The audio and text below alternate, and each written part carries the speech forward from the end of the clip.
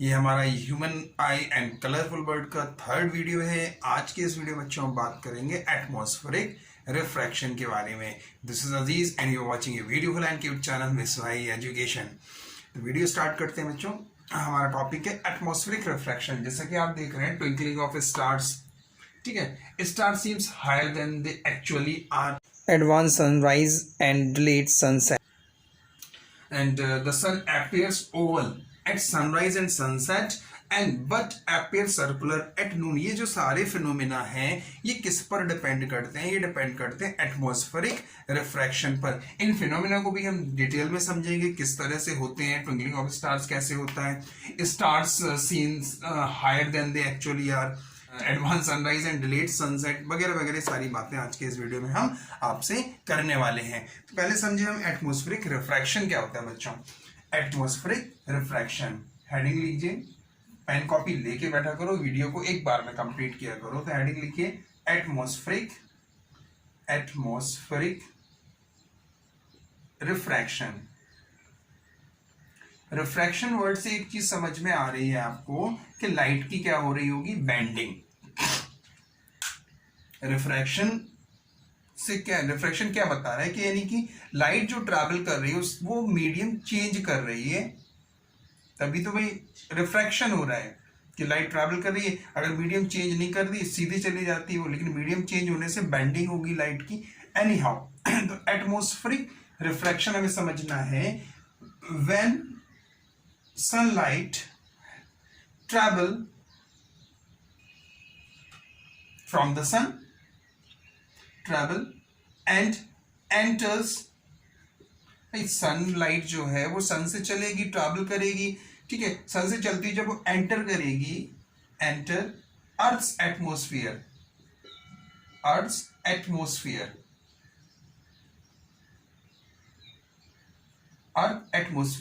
अब है क्या बच्चों, अर्थ का जो एटमॉस्फेयर है वो अलग अलग लेयर में डिवाइड है। अलग अलग लेयर में डिवाइड होने की वजह से हर जगह उसकी डेंसिटी अलग अलग है, टेम्परेचर अलग अलग है। और जैसे जैसे हम higher than the earth surface, जैसे जैसे हम अर्थ के सरफेस से बच्चों ऊपर जाते जाएंगे तो क्या हमें मिलता जाएगा, एकदम क्लीन होता जाएगा। यानी कि वहां पे डेंसर से रेयरर की तरफ जाते जाएंगे। यानी कि जब जो सनलाइट होगी ट्रैवल करेंगी और अर्थ के एटमॉस्फेयर में एंटर करेंगी तो it continuously goes from rarer to denser medium। होगा कि नहीं, डेंसर मीडियम। क्योंकि जैसे आप देखते हो कि अर्थ स्पेस में कोई भी एटमॉस्फेयर नहीं है, वैक्यूम है, तो वहां से सनलाइट चली, फिर अर्थ के एटमॉस्फेयर में आई तो वहां पे कुछ रेयर मीडियम होगा, फिर और आगे आई डेंसर डेंसेस्ट। इस तरह से अर्थ के एटमॉस्फेयर में बढ़ती जाएंगी। यानी कि वो कहां पर ट्रैवल कर रही है, रेयर से डेंसर में ट्रैवल कर रही है। रेयर से डेंसर में अगर ट्रैवल कर रही हैं यानी कि मीडियम उनका चेंज हो रहा है रेयर से डेंसर में, तो क्या हो रही होगी बच्चों, लाइट का वहां पे बेंडिंग हो रहा होगा। यही फिनोमेना बच्चों हमारा कहलाता है एटमॉस्फेरिक रिफ्रैक्शन। इसी फिनोमेना को बच्चों हम लोग कहते हैं एटमॉस्फेरिक रिफ्रैक्शन। की जब सनलाइट एंटर करती है अर्थ के एटमॉस्फेयर में तो कंटिन्यूअसली रेयर से डेंसर मीडियम की तरफ जाती हैं। और जब वो रेयर से डेंसर मीडियम में जा रही है यानी कि मीडियम उनका चेंज हो रहा, तो वो रिफ्रैक्शन कहलाएगा। और इस रिफ्रैक्शन को हम क्या कहते हैं, एटमॉस्फेरिक रिफ्रैक्शन, ठीक है। चलिए इसकी डेफिनेशन लिखते हैं, इतना नोट करो फिर डेफिनेशन लिखते हैं। डन। अब डेफिनेशन लिखते हैं, ठीक है। The refraction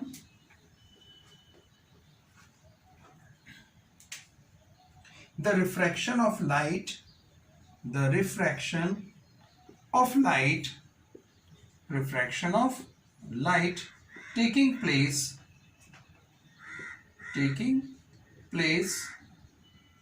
the refraction of light taking place in the atmosphere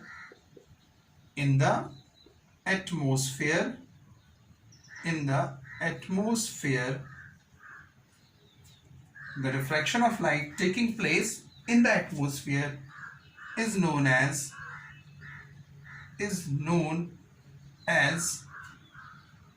refraction of is known as atmospheric refraction. Atmospheric refraction यानी एटमॉस्फेयर से जो भाई एटमॉस्फेयर से ही तो रिफ्रैक्शन हो रहा है. किससे रिफ्रैक्शन हो रहा है? एटमॉस्फेयर से रिफ्रैक्शन हो रहा है. आप देख रहे हो कि अर्थ सनलाइट आई, सन से जो रेज ऑफ लाइट आ रही है, बीम ऑफ लाइट आ रही है, जैसे ही वो अर्थ के सरफेस पर अर्थ के एटमॉस्फेयर में एंटर कर रही है तो उनकी बराबर बेंडिंग होती जा रही है. क्यों बेंडिंग होती जा रही है? क्योंकि रेयर से सीधा वो डेंसर मीडियम की तरफ ट्रैवल करती जा रही है. पहले रेयर, फिर कम रेयर, फिर थोड़ा सा डेंस, फिर और डेंस, फिर और डेंस, फिर और डेंस. इस तरह से वो ट्रैवल करती जा रही है. किसमें? रेयर से डेंसर में. तो ये फिनोमेना कहला रहा है हमारा एटमॉस्फेरिक रिफ्रैक्शन. नोट डाउन करो. फिर हम लोग बात करते हैं कि ट्विंकलिंग ऑफ स्टार्स कैसे होता है. Star seems higher than they actually are. ये सारी बातें करते हैं.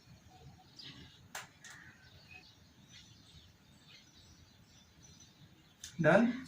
चलिए अब सबसे पहले समझते हैं कि ट्विंकलिंग ऑफ स्टार्स क्या होता है. Twinkling of stars. Twinkling of stars.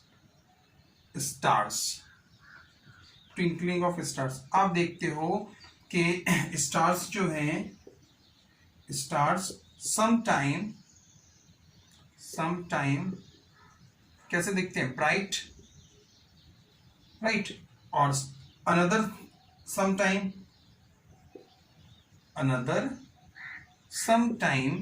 कैसे दिखते हैं? another sometime flattened. ठीक है. यही कहलाता है हमारा twinkling of star. Twinkling of stars.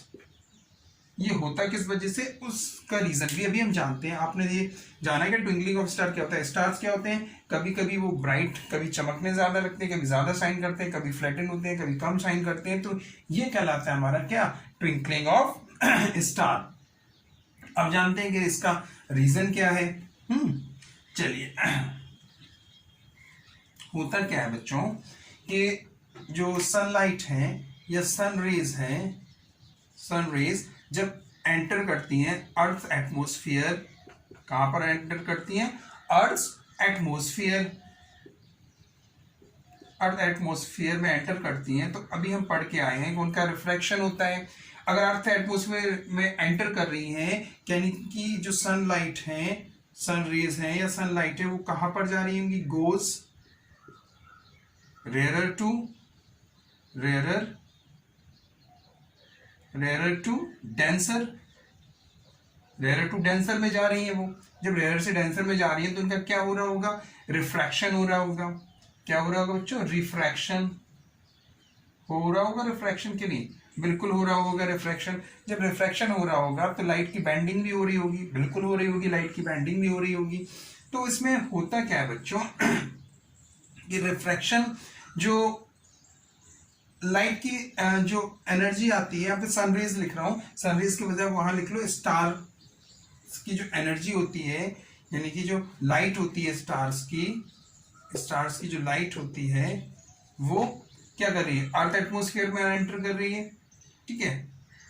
उसके बाद रेयर से डेंसर में आ रही है तो रिफ्रैक्शन हो रहा है. स्टार लाइट है, स्टारलाइट एंटर अवर आई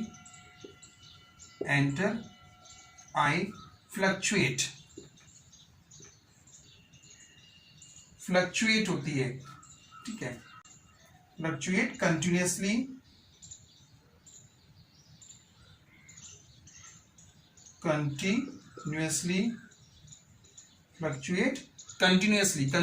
क्या होती है? फ्लक्चुएट होती है. एंड फिजिकल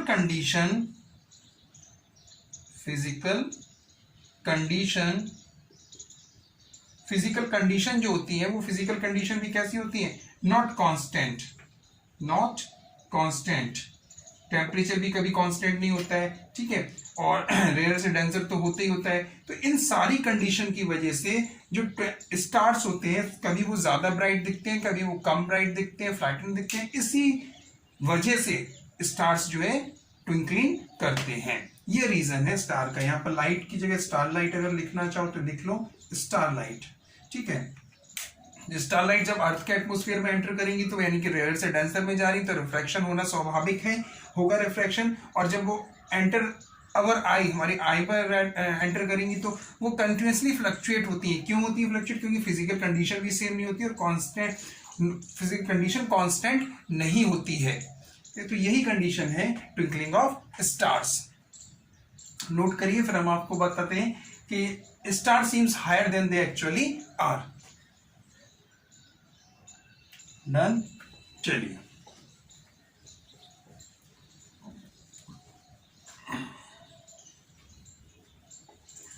देखिए,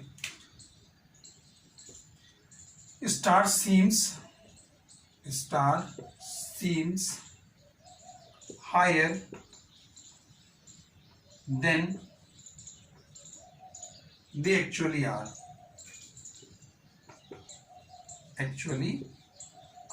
चलिए इसको समझते हैं। देखिए ये स्टार है हमारा, ये कोई स्टार है, ठीक है।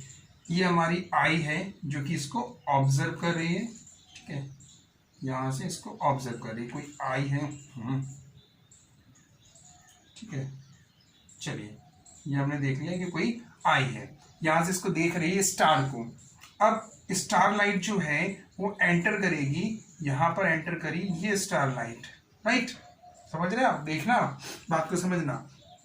जो स्टार लाइट है, स्टार लाइट ट्रैवल करेगी कहां पर, कैसे ट्रैवल कर रही है?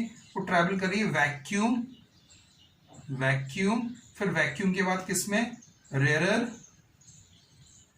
रेयर टू डेंसर कर रही है। अब जब वो रेयर से डेंसर कर रही है तो उसका एवरी टाइम बेंडिंग होगा, बेंडिंग टूवर्ड्स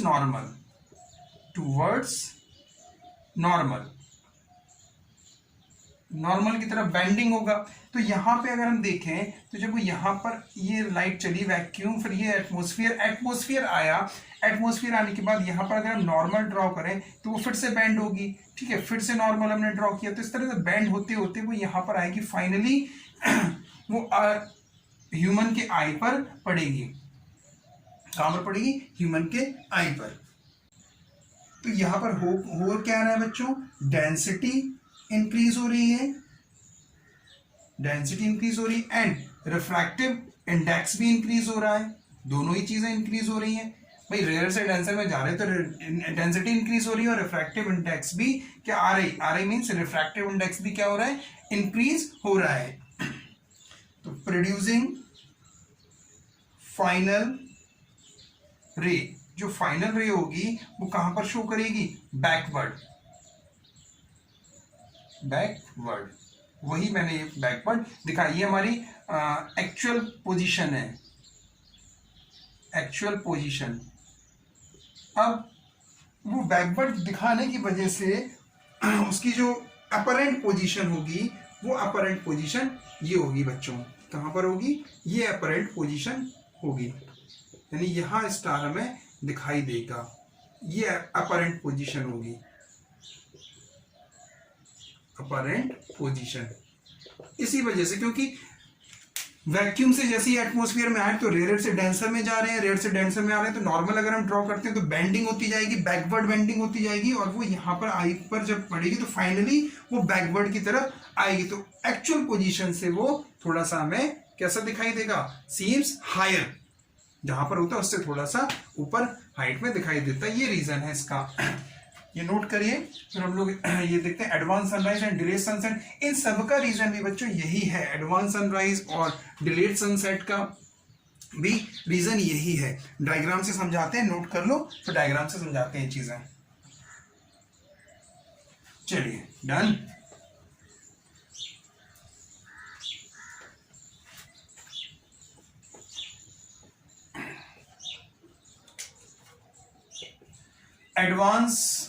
एडवांस्ड होता क्या है ये समझो पहले। Advance sunrise and delayed sunset, advance sunrise and delayed sunset होता क्या है बच्चों, the sun visible to us, the sun visible to us 2 minutes before, 2 minutes before the actually sunrise. This is called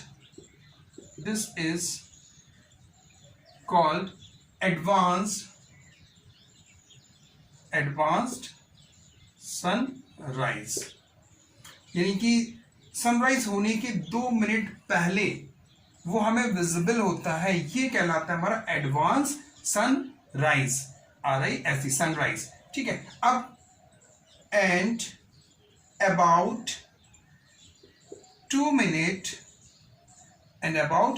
minutes after sunset, called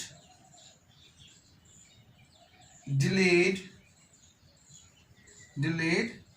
sunset। चलो आ जाओ, समझो अब कि क्या होता है बच्चों ये डिलेड सनसेट, एडवांस सनराइज और डिलेड सनसेट।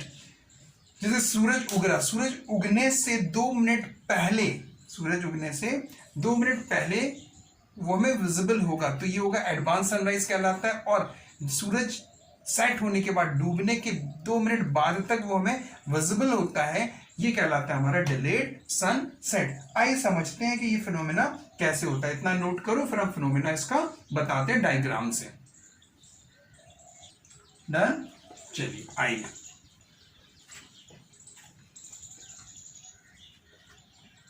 देखिए ये हमारी अर्थ है, क्या है, अर्थ, अर्थ।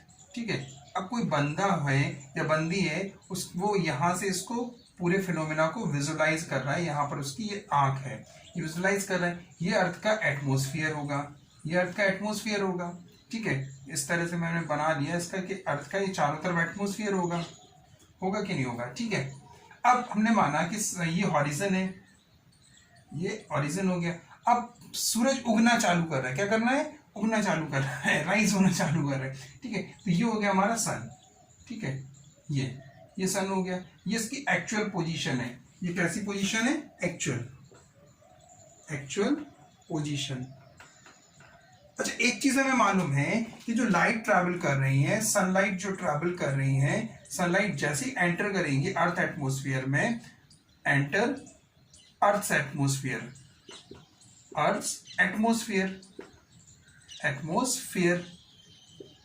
तो वो कहां पर एंटर कर रही है अर्थ एटमॉस्फेयर, यानी कि goes from rarer to denser, करेंगे नहीं, तो बेंडिंग एवरी टाइम,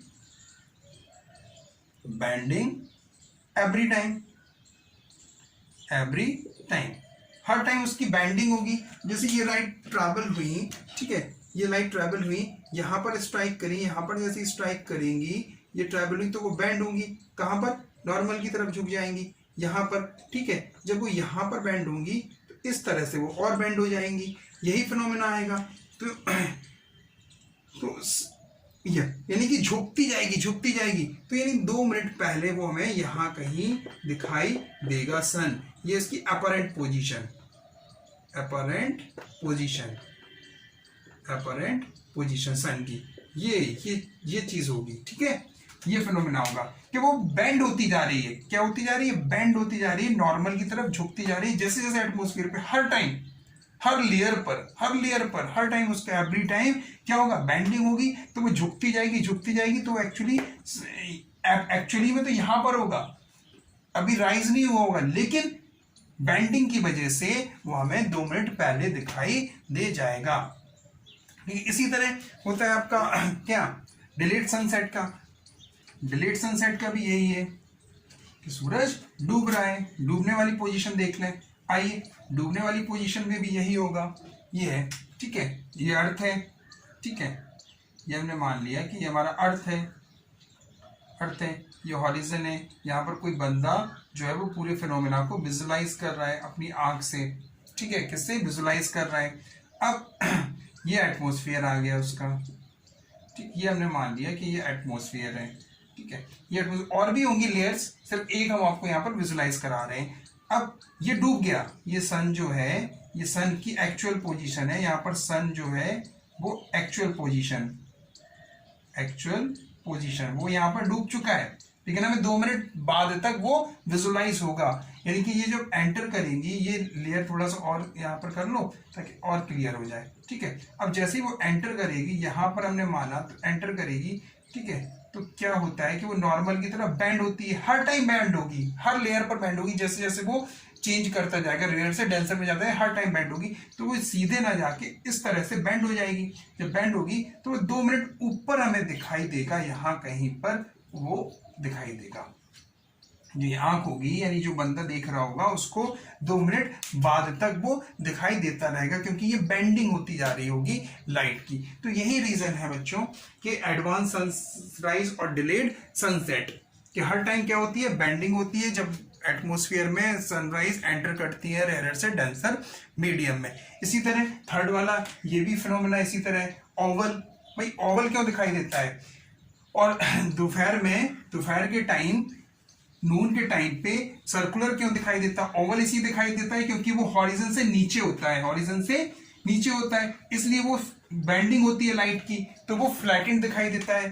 ठीक है, लेकिन जब वो ये है हमारा अर्थ, ठीक है, थोड़ा सा और नीचे बना लो, यहाँ पर ये है अर्थ, ठीक है, अर्थ। अब कोई बंदा इसको विजुलाइज कर रहा है पूरे फिनोमेना को यहाँ से। अब सन ये है, तो सन की जो रेज एंटर करेगी नून में, किस टाइम पे? नून टाइम पे, तो बिल्कुल नॉर्मली करेगी। तो एक कंडीशन होती थी, जब वो नॉर्मली स्ट्राइक करता था तो बेंडिंग नहीं होती थी लाइट की। तो जब वो नून टाइम पे होता है तो वो बिल्कुल ओवर द हेड होता है। ओवर द हेड की वजह से जो रेज आएंगी सन की, वो नॉर्मली स्ट्राइक करेंगी हमारी आंखों पे और उनकी बेंडिंग नहीं होगी। यानी कि जो एटमॉस्फेयर में आ रही होंगी तो वो एकदम नॉर्मली स्ट्राइक कर रही है, नॉर्मली स्ट्राइक करने पर उनकी बेंडिंग नहीं होगी। जबकि सुबह के टाइम सनराइज और सनसेट, सुबह के टाइम और डूबने के टाइम क्या होता है, वो हॉरिजन से ऊपर और नीचे होता है। ठीक है, तो वो अभी पोजीशन बताई, तो उस पोजीशन में लाइट की बेंडिंग होगी। बेंडिंग होने पे वो हमें कैसे शेप का दिखेगा? फ्लैटेंड शेप का दिखेगा, यानी ओवल शेप का दिखेगा। क्लियर? तो ये आज हमें समझ में आया कि एटमॉस्फेरिक रिफ्रैक्शन क्या होता है। ऐसा रिफ्रैक्शन जो कि एटमॉस्फेयर से हो रहा हो, उस रिफ्रैक्शन को हम कहते हैं एटमॉस्फेरिक रिफ्रैक्शन। और क्यों होता है? वो इसलिए होता है क्योंकि सन की लाइट जो आती हैं वो एटमॉस्फेयर में जब एंटर करती हैं तो वो रेयर से डेंसर मीडियम में एंटर कर रही होती हैं, तो उस समय लाइट की बेंडिंग होना स्वाभाविक है। ठीक है, थैंक यू।